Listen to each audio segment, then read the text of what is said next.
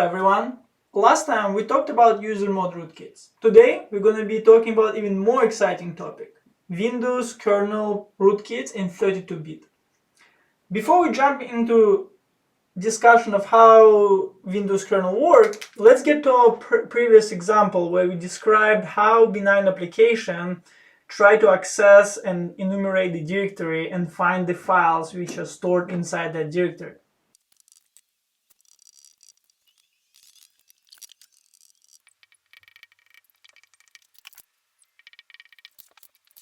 Okay, this is our antivirus application or software from our previous example of user mode rootkits.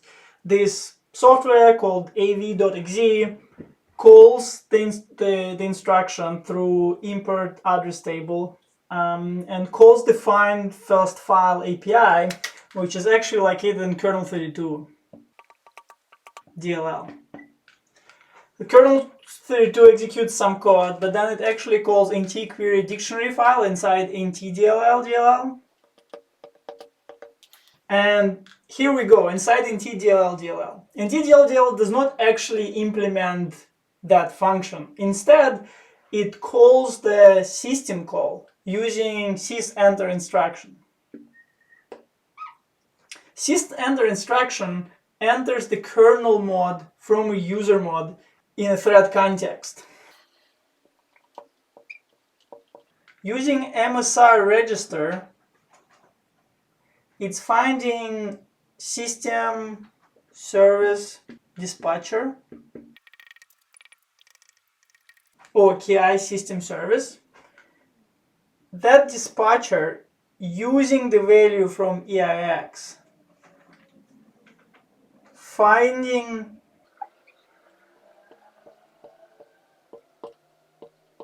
an address of the actual implementation of system service using service table dispatch table.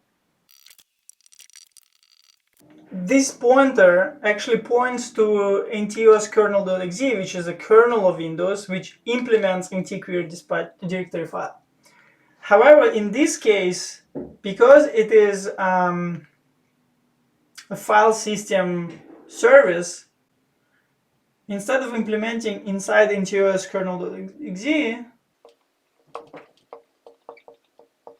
it's actually implemented inside IO manager, and IO manager calls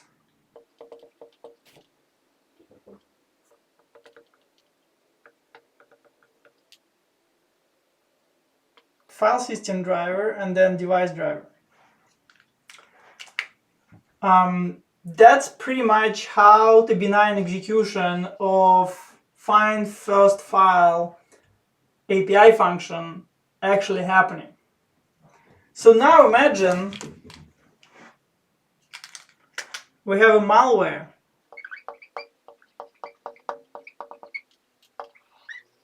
And this user mode malware loads the rootkit driver.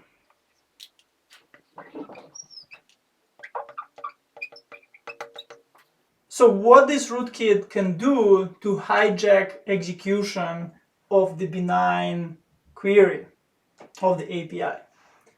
Well, first of all, it can hijack the SSDT table. And that's probably the easiest of all because SSDT table has an address of the function. And it simply requires to override this address with a malicious address. In this case, the system service dispatcher, instead of calling the original function, it will call rootkit, and then rootkit will call the original function. So that's number one, hijacking of SSDT. But that's not all. What rootkit can do, it can also override MSR register. In this case, every time sysenter instruction executed, instead of going to original system service dispatcher, the execution flow will go to rootkit. Rootkit can filter and check what the syscall, what type of system service was called using the value from EIX, and then decide what to do next, filter the value, or, for example, change the return address of the system server dispatcher so we can hijack the results. So the second would be a hijacking of the sysendler instruction.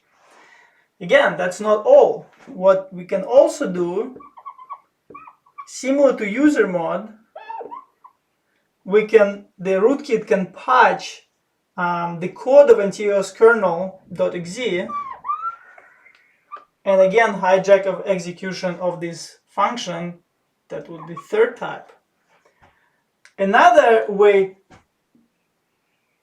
would be to implement its own the file system driver and inject it into this chain that's the first driver which executes. In this case, when the driver receives the IO request from IO manager, it can actually decide what to do with that. And for example, if it sees that it's a request to access the malware.exe or listed in the directory, it can filter the results and return results without malware.exe. What can also happen, it can of course patch the code of the drivers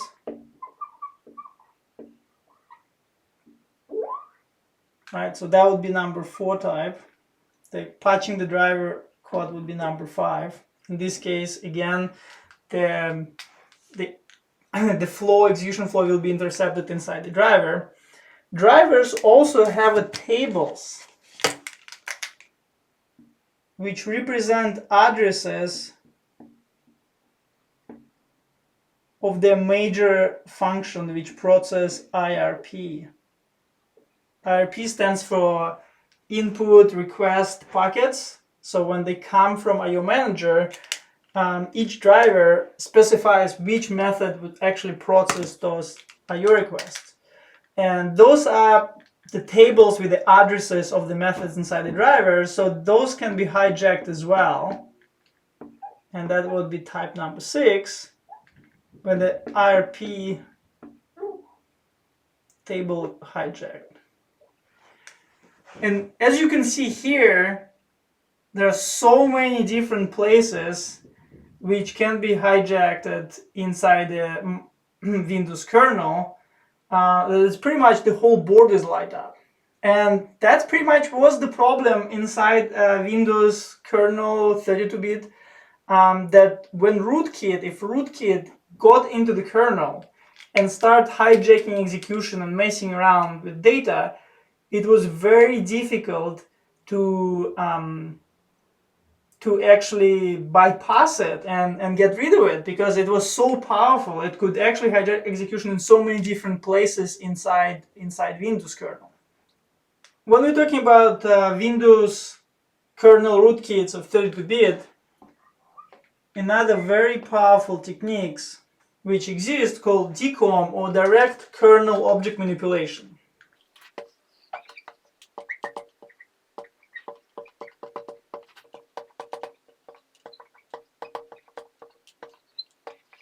So the processes in Windows are stored as a link bidirectional list. So every structure of each process points to the next process and the previous process in that list. And actually the same way goes for e-threads. So each thread is the structure which represents the thread. Of course, the process, e-process represent the process inside Windows kernel. And so, as I mentioned, both of them, e-process and e-thread, represented as a bidirectional list. It means every element contains list both the previous element and the next element in the list. So what malware can do, and specifically Rootkit can do, it can attack those pointers in an element before and element after the rootkit or malware process. Let's say this is a process called malware.exe.